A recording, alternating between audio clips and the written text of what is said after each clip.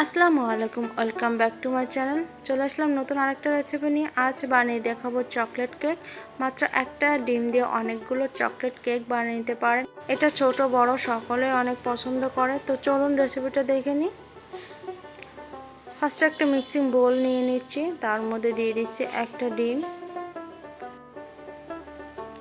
তো তারপর দিয়ে দিচ্ছি হাফ কাপ চিনি।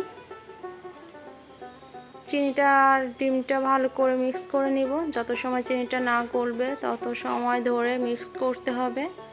এক পর্যায়ে দেখবেন ফেনা উঠে গেছে, চিনিটা গলে আসছে, তখন এর মধ্যে দিয়ে দিব সয়াবিন তেল 4 টেবিল চামচ। আবারও উইক্স দিয়ে ভালো করে মিক্স করে নিব। মিক্স করা হয়ে গেলে এর মধ্যে এখন শুকনো উপকরণগুলো অ্যাড করব। দিয়ে দিচ্ছি 1 কাপ ময়দা,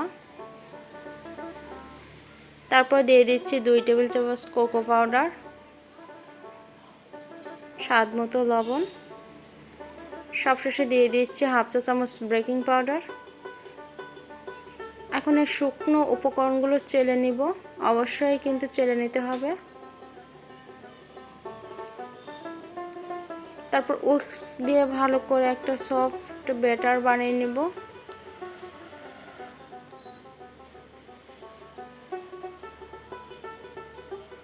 ব্যাটারের ঘনত্বটা ঠিক এমন হতে হবে। তো আমি একটা চামচ দিয়ে আবারও দেখিয়ে দিচ্ছি ব্যাটারটা ঠিক কেমন থাকতে হবে। কেক বানানোর জন্য ব্যাটারটা একদম রেডি।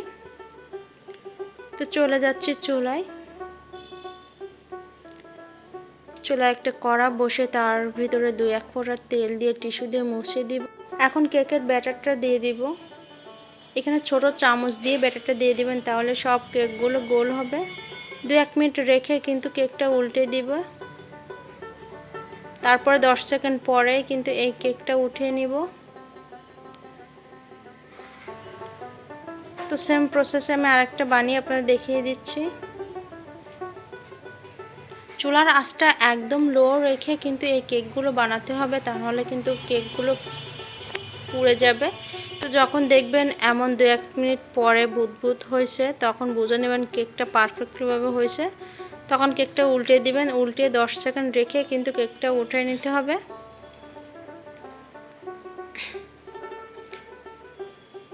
তো এখানে সবগুলো কেক আমি একইভাবে বানিয়ে নিয়েছি। তৈরি হয়ে গেল খুবই মজাদার চকলেট কেক।